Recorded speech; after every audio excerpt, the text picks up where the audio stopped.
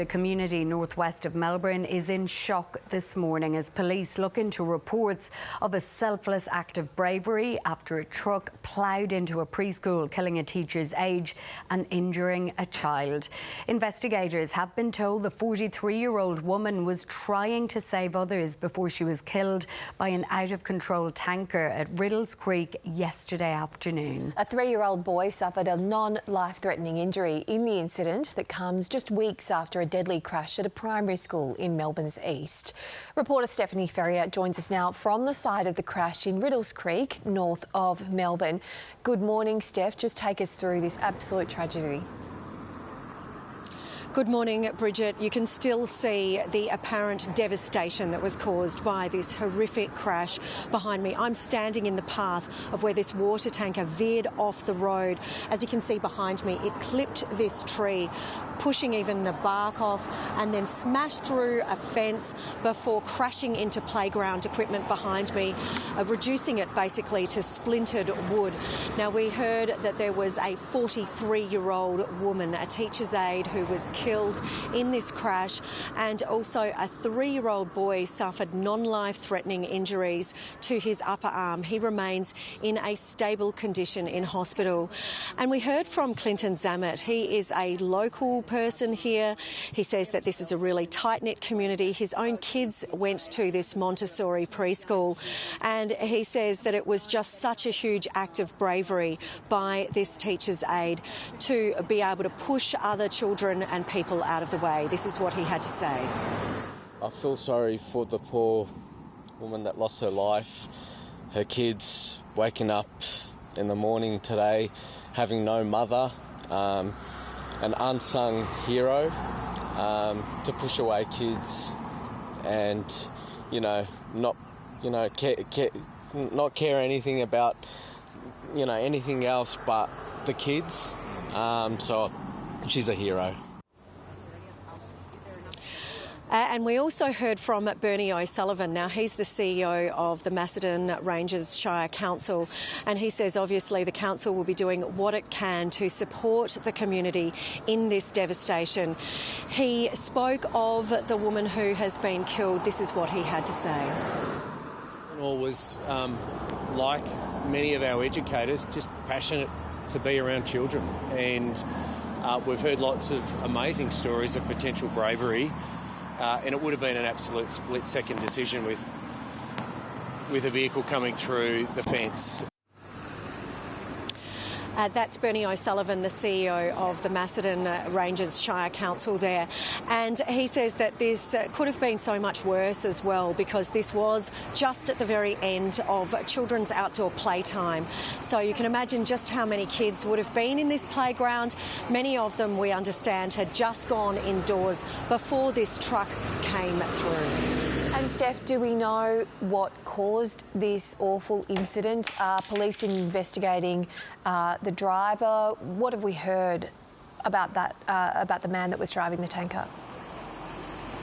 Yes, so the Major Crash Investigation Unit says that they are speaking to the driver. He's a 68-year-old man, and he works for a local family-run business called Mackenzie Water. Now, the company issued a statement saying that it was believed that this driver had suffered a medical episode. Police obviously saying that they're keeping all options open. They are conducting those blood tests as a matter of course to just check for drugs and alcohol.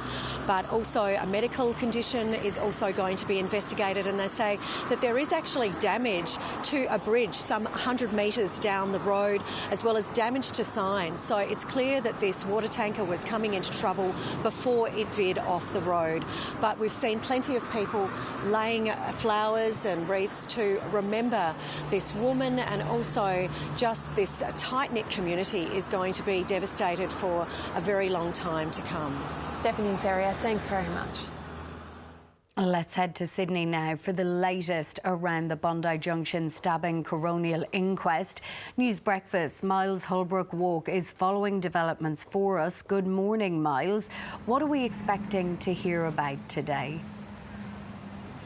Well, Catherine, today we're going to have a directions hearing which will mark the beginning of this coronial inquest process at the New South Wales State Coroner's Court in Lidcombe on the other side of the city. But here in Bondi Junction, the memories and pain of what was a tragic event 7 months on, where 6 people were killed by a 40-year-old Queensland man, Joel Cauchi, who was later shot dead by police. The memory of those people, Faraz Tahir, Ashley Good, Jade Young, Dawn Singleton, Bakaria Dachia, as well as Yang Shuang Chang, all remembered very sadly here. It was a moment that really didn't just horrify this city, but also around the country and around the world, that something like this could happen. Now, this coronial inquest will try to deal with what did happen in the days leading up to the events, what may have motivated the man who stabbed and killed these people before he was shot by police, as well as what measures could be taken to prevent such a tragedy from occurring into the future.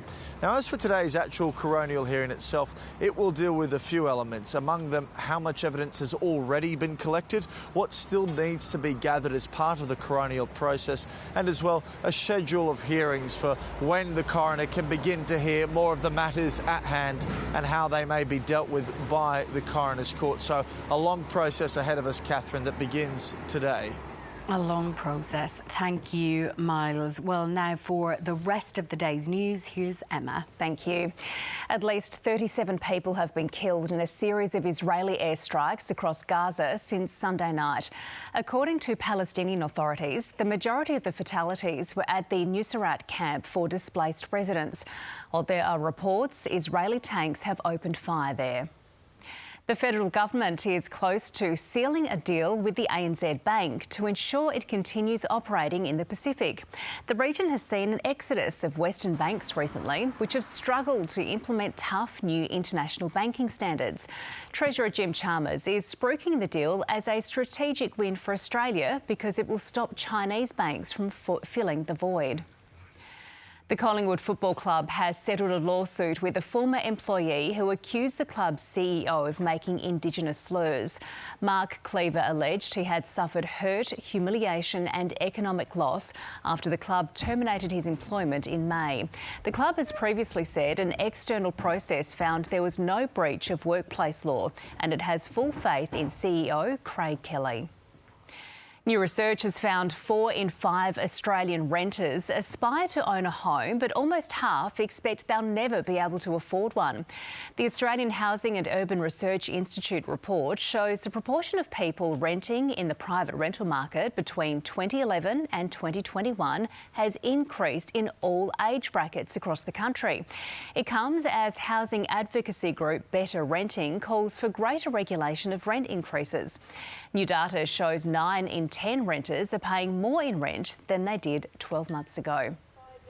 Police are warning Adelaide motorists of potential traffic delays this afternoon as Zoo's SA prepares for a jumbo-sized new arrival.